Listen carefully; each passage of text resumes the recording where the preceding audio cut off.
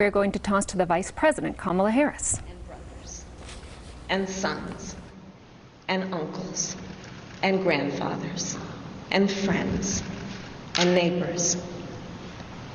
Their lives must be valued in our education system, in our healthcare system, in our housing system, in our economic system, in our criminal justice system, in our nation. Full stop. Because of smartphones, so many Americans have now seen the racial injustice that Black Americans have known for generations. The racial injustice that we have fought for generations, that my parents protested in the 1960s, that millions of us, Americans of every race, protested last summer. Here's the truth about racial injustice. It is not just a Black America problem or a people of color problem. It is a problem for every American. It is keeping us from fulfilling the promise of liberty and justice for all. And it is holding our nation back from realizing our full potential.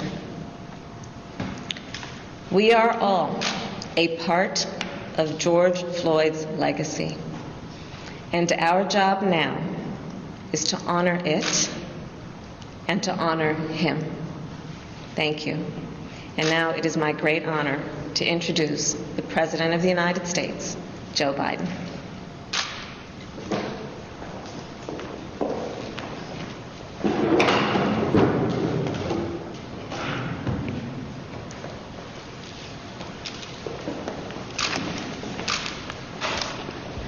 Today, a jury in Minnesota found former Minneapolis police officer Derek Chauvin guilty on all counts in the murder of George Floyd last May.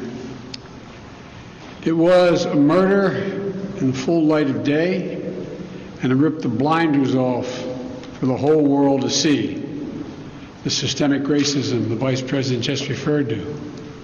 The systemic racism is a stain on our nation's soul. The knee on the neck of justice for Black Americans. Profound fear and trauma. The pain, the exhaustion that Black and brown Americans experience every single day. The murder of George Floyd launched a summer of protest we hadn't seen since the civil rights era in the 60s. Protests that unified people of every race and generation in peace and with purpose to say enough, enough, enough of the senseless killings. Today's verdict is a step forward. I just spoke with the governor of Minnesota, who thanked me for the close work with his team. And I also spoke with George Floyd's family again. A remarkable family of extraordinary courage. Nothing can ever bring their brother, their father back. But this can be a giant step forward in the march toward justice in America. Let's also be clear that such a verdict is also much too rare. For so many people, it seems like it took a unique and extraordinary convergence of factors. A brave young woman with a smartphone camera, a crowd that was traumatized witnesses, a murder that lasts almost 10 minutes in broad daylight for ultimately the whole world to see. Officers standing up and testifying against a fellow officer instead of just closing ranks, which should be commended. A jury who heard the evidence, carried out their civic duty in the midst of an extraordinary moment, under extraordinary pressure. For so many, it feels like it took all of that for the judicial system to deliver a just basic accountability. We saw how traumatic and exhausting just watching the trial was for so many people. Think about it, those of you who are listening. Think about how traumatic it was for you. You weren't there. You didn't know any of the people. But it was difficult, especially for the witnesses who had to relive that day. It's a trauma. On top of the fear so many people of color live with every day when they go to sleep at night and pray for the safety of themselves and their loved ones.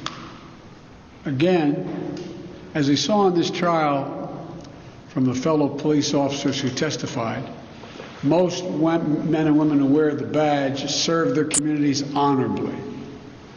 But those few who fail to meet that standard must be held accountable, and they were today. One was. No one should be above the law. And today's verdict sends that message. But it's not enough.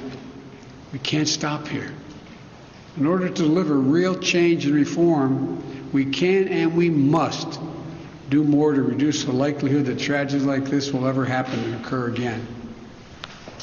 To ensure that black and brown people, or anyone, so they don't fear the interactions with law enforcement, that they don't have to wake up knowing that they can lose their very life in the course of just living their life. They don't have to worry about whether their sons or daughters will come home after a grocery store run, or just walking down the street, or driving their car, or playing in the park, or just sleeping at home. And this takes acknowledging and confronting head-on systemic racism and the racial disparities that exist in policing and in our criminal justice system more broadly. You know, state and local government and law enforcement needs to step up, but so does the federal government.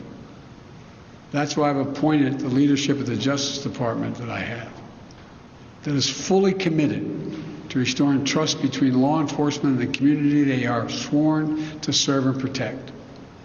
I have complete confidence in the Attorney General, General Garland's leadership and commitment.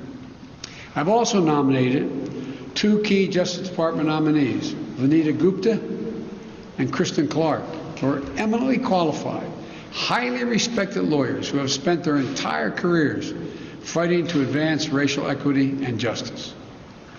Vanita and Kristen have the experience and the skill necessary to advance our administration's priorities to root out unconstitutional policing and reform our criminal justice system. And they deserve to be confirmed. We also need Congress to act. George Floyd was murdered almost a year ago. There's meaningful police reform legislation in his name. You just heard the Vice President speak of it. She helped write it. Legislation to tackle systemic misconduct in police departments, to restore trust between law enforcement and the people they're entrusted to serve and protect.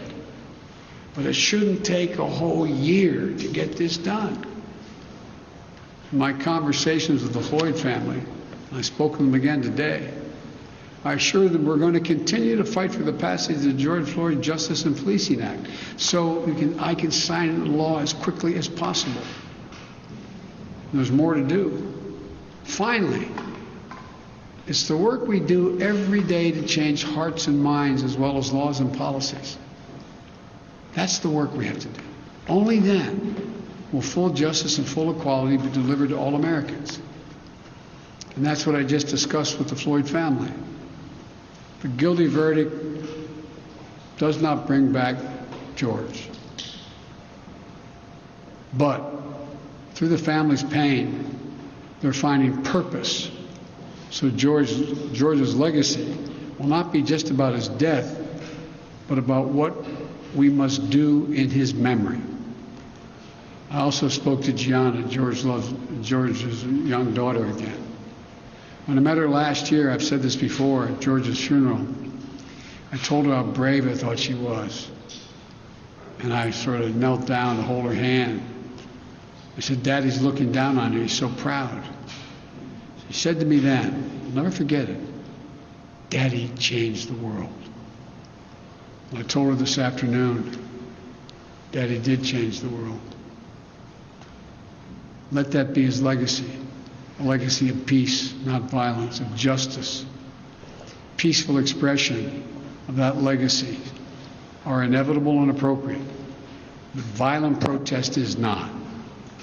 And there are those who will seek to exploit the raw emotions of the moment, agitators and extremists who have no interest in social justice, who seek to carry out violence, destroy property, fan the flames of hate and division, who do everything in their power to stop this country's march toward racial justice. We can't let them succeed. This is a time for this country to come together, to unite as Americans. We can never be any safe harbor for hate in America. I've said it many times. The battle for soul of this nation has been a constant push and pull for more than 240 years. A tug of war between the American ideal that we're all created equal and the harsh reality that racism has long torn us apart. At our best, the American ideal wins out. So we can't leave this moment or look away thinking our work is done. We have to look at it, we've looked as we did for those 9 minutes and 29 seconds. We have to listen. I can't breathe. I can't breathe. Those are George Floyd's last words. We can't let those words die with him. We have to keep hearing those words. We must not turn away. We can't turn away.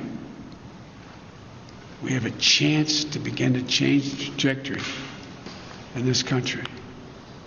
It's my hope and prayer that we live up to the legacy. May God bless you, and may God bless George Floyd and his family. Thank you for taking the time to be here. This can be a moment of significant change. Thank you. You're hearing there from President Joe Biden and the Vice President. He's saying the guilty verdict is a great step forward. He's saying we must confront systemic racism and disparity that exists in policing. And prior to their speech, we did hear from Metro at Metro headquarters. They're saying they are working to recruit more diverse police officers, and they have made significant changes in their use of force policies, including a duty to intervene, de-escalating training, and prohibited chokeholds and certain neck restraints as well, Christian.